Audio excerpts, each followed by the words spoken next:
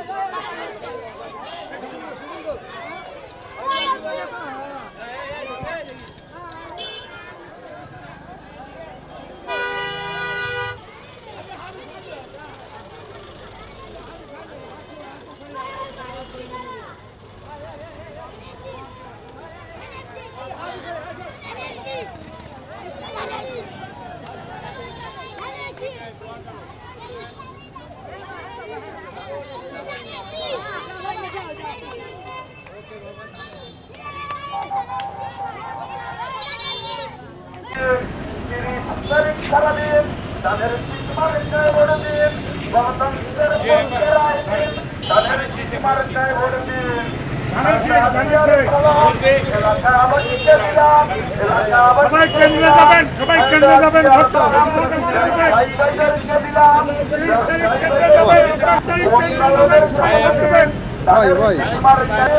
উন্নয়নের শপথ নিয়ে উন্নয়নের মার্কা তাদের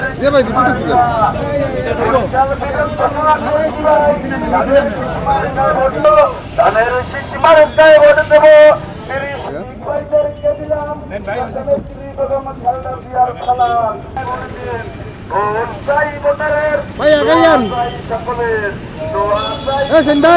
পিছনে আরো না মুক্তি পাবে, গণতন্ত্র ফিরে আসবে। তাইয়া তোমার একটি ভোটে ভোট চাই ভোটারের, দোয়া চাই সকলের, দোয়া চাই সকলের, ভোট চাই সারাদিন ধানের শীষ মার্কায় ভোট দিন, ভোট দিন ধানের শীষ মার্কায় ভোট দিন। রিয়ার ফলান ব্যবসায়ী ভাইদেরকে দিলাম, সৈনিক ভাইদেরকে দিলাম, আপুষের দোয়া চাই সকলের, গণতন্ত্র মুক্তি পাবে। তাইয়া তোমার একটি ভোটে ভোট চাই ভোটারের, দোয়া চাই সকলের, দোয়া চাই সকলের। শীষ মার্কায় ভোট দিন, মার্কায় ভোট দিন। ভাই ভাই দিয়ে দেন।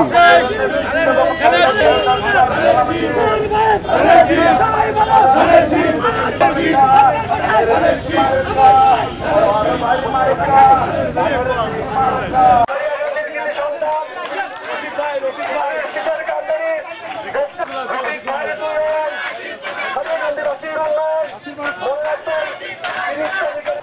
বগুড়া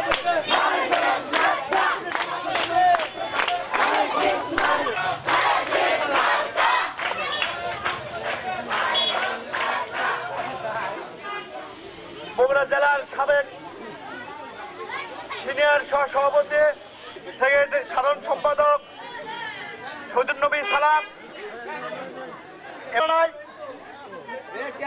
আমরা কাজরাতে আসছে।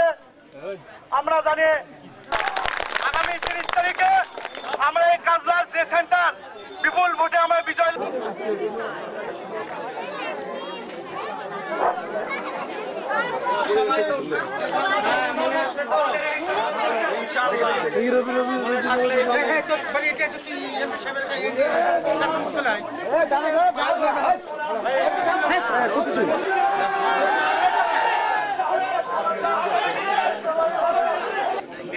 নির্বাচন, এই নির্বাচনে কাতে ভোট দিব? 30 তারিখে আপনাদের সবাইকে সকাল সকালে আপনারা ভোট কেন্দ্রে যাবেন, ভোট দিবেন এবং মা বোনরা বেরিয়ে আসবেন। একটি মাত্র ভোটের খুবই প্রয়োজন, একটি একটি করে সবাই আজকে ভোট দিবেন।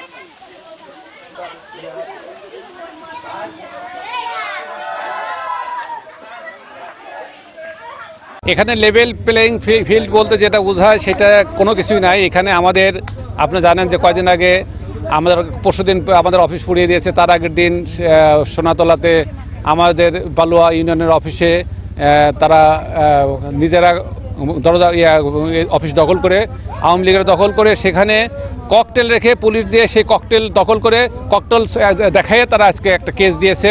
সেই মামলা আজকে আমাদের 40 জন সহ আরও 50-60 জনকে অজ্ঞাতনামা দিয়ে একটা কেস দিয়েছে। অর্থাৎ এখানে আর একটা কেস হয়েছে মাইক পোড়ানোর কেস। সেই সারিয়াকান্দিতে মাইকে পোড়ানোর কেসে আমাদের সাবেক সভাপতি কাজী ইরফানুর রহমান রেন্টু সহ এখানে 60 জনের নামে মামলা দিয়েছে এবং আরও 40 জন অজ্ঞাত। এখানে গতকাল আর একটা কেস হয়েছে, মামলা হয়েছে, সেখানে বিস্ফোরক মামলার নামে সেখানে আমাদের 30 জনকে আসামি করা হয়েছে এবং বেশ কিছু অজ্ঞাতনামা দিয়ে রেখেছেন। অর্থাৎ আমাদের নেতাকর্মীদের ভয়ভীতি দেখানোর জন্য এই মামলাগুলি, এবং অথচ পাশাপাশি আমাদের অফিস পুড়িয়ে দেওয়া হলো, সেই মামলাটা গ্রহণ করা হয় নাই এবং সেই ব্যাপারে তারা কোনো ব্যবস্থা গ্রহণ করেনি প্রশাসন বা আইন শৃঙ্খলা বাহিনী। আজকে প্রশাসন একেবারে নিঃস্ব। প্রশাসন মনে হচ্ছে যে আওয়ামী লীগের এই কর্মগুলো করছে, তারা তাদেরকে সহায়তা করছে, তাদের অভিভাবক হিসেবে আজকে তারা বসে রয়েছে। আজকে নির্বাচন কমিশনের যে প্রতিশ্রুতি, সেই যে নিয়ে একটা অংশগ্রহণমূলক নির্বাচন, আজকে সেখানে একটা ফ্রি অ্যান্ড ফেয়ার ইলেকশন, সেই ফ্রি অ্যান্ড ফেয়ার ইলেকশন আজকে জনগণ প্রত্যক্ষ করছে না। জনগণ প্রত্যক্ষ করছে যে একটা একদলীয় শাসনের মতো আজকে তারা বিভিন্ন জায়গায় তারা ভয়ভীতি দেখাচ্ছে। আমাদের নেতাকর্মীদের জনগণকে ভয়ভীতি দেখানো হচ্ছে, তারা যেন ভোট কেন্দ্রে না যেতে পারে। আজকে এই যদি দেশের অবস্থা হয়, সেখানে লেভেল প্লেইং ফিল্ড কোথায় থাকলো?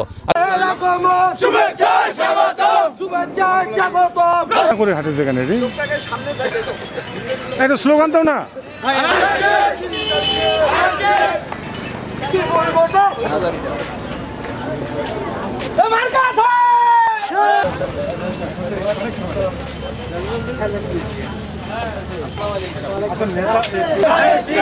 আমি খুব ভালো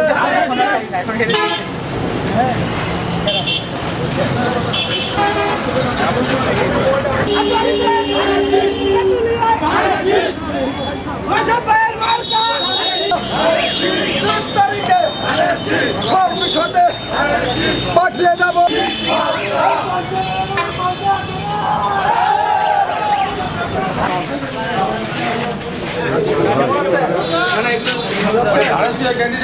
ভিতরে ঢোকার দরকার নেই। ভাই চাপো, দাঁড়া একটু চাপো।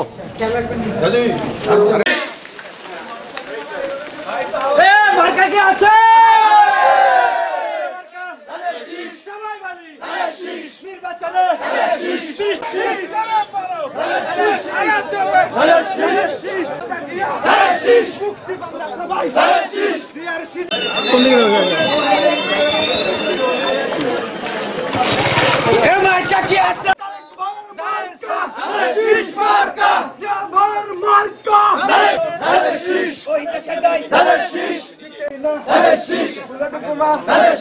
তোমরা সবাই বিয়ার সিনা ভয় করি না বুলেট বোমা আমরা